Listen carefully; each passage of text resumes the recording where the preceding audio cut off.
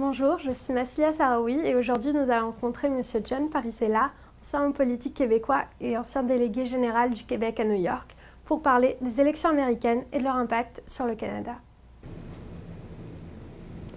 Bonjour Monsieur John Parisella, merci de nous recevoir ce matin. Vous êtes reconnu pour votre expertise sur la politique américaine. Est-ce que vous pouvez nous parler un peu plus précisément de votre parcours? Essentiellement, mon parcours s'étend sur plusieurs matières ou plusieurs champs d'intérêt. L'éducation, dans un premier temps, j'ai été enseignant. Ensuite, la politique, où j'ai été très actif dans la politique québécoise et canadienne. Ensuite, dans le monde des affaires, où j'ai été dans le domaine marketing et publicité. Et après ça, j'ai fait la diplomatie en représentant le Québec à New York et Washington. Et maintenant, je suis en philanthropie avec Campus Montréal, la grande campagne qui inclut l'HEC, Polytechnique et l'Université de Montréal. C'est clair que depuis quelques années, je suis plus à l'avant-scène des médias en ce qui concerne la politique américaine, l'interprétation des élections présidentielles depuis 2000. Donc, j'ai fait 2000, 2004, 2008, 2012 et là maintenant 2016. Est-ce que vous pourriez nous expliquer comment la politique américaine impacte-t-elle l'économie canadienne? Bien, c'est clair que c'est notre plus grand partenaire commercial. On a des valeurs économiques qui convergent. On est souvent à la chaîne d'approvisionnement de l'un et de l'autre. Des produits qui commencent des fois au Canada, qui se terminent aux États-Unis ou qui passent à travers les différentes phases.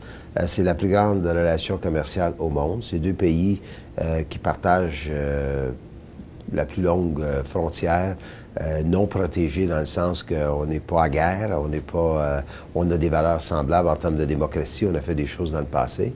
Donc, dans un sens, on est étroitement liés en termes économiques, en termes militaires. On partage la protection de l'Amérique du Nord. On est dans un traité de libre-échange avec le Mexique, donc ça s'appelle l'ALENA.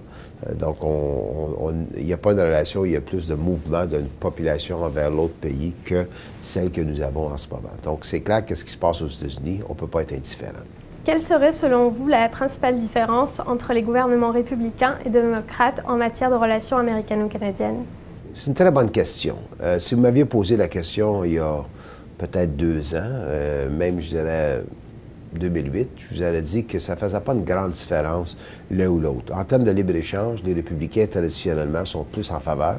Les démocrates, à cause de leur base d'appui avec les syndicats, sont plus en termes de protection.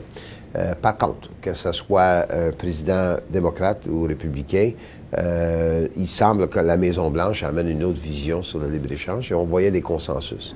Quel bilan pouvons-nous tirer des mandats de M. Obama, toujours en matière de relations américano-canadiennes? Bonne question. Je dirais que dans l'ensemble, la relation a été polie.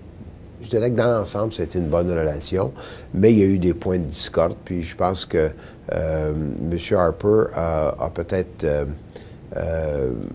disons, ce Keystone peut-être poussé un petit peu au point qu'il a créé un peu le backlash de la coalition derrière M. Obama.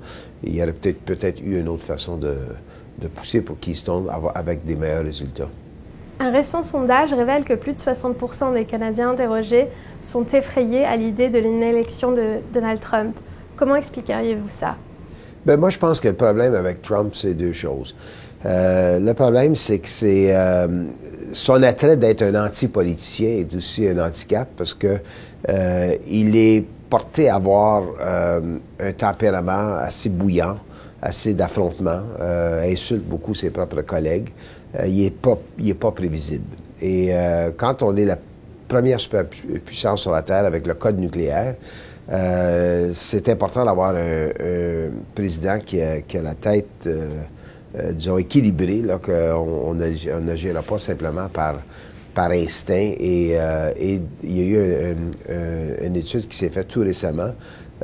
Ça vaut ce que ça vaut, mais que de toutes les déclarations qu'il a faites depuis qu'il est candidat, il y en a 73 qui sont avérées fausses. Quand vous regardez l'agenda du gouvernement Trudeau, puis vous écoutez les paroles de M. Trump, je ne suis pas sûr qu'il va y avoir une grande convergence ou amitié qui pourrait se développer. Donc, je peux comprendre que le monde a des préoccupations. À l'inverse des chiffres sur Donald Trump, Hillary Clinton semble être la grande favorite des Canadiens. Pensez-vous qu'elle correspond vraiment à leurs valeurs? Bien, je pense que Mme Clinton, sans aucun doute, c'est la continuité. Je pense que Mme Clinton comprend le Canada. Je pense qu'on partage beaucoup les mêmes valeurs. Puis, elle a cette capacité de pouvoir avoir l'équilibre dans sa façon qu'elle va gouverner. Ça prend gouverner, être président des États-Unis comme être premier ministre du Canada ou premier ministre du Québec. Ça prend.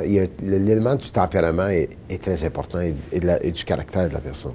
Donc, on a besoin d'une présidence qui va privilégier de la diplomatie, le dialogue et la communauté internationale comme appui. Puis je pense que Mme Clinton rencontre ces critères-là beaucoup plus que ses candidats de l'autre côté. Merci beaucoup pour cette entrevue, M. Parisella. Ça fait plaisir, puis vous avez des très bonnes questions.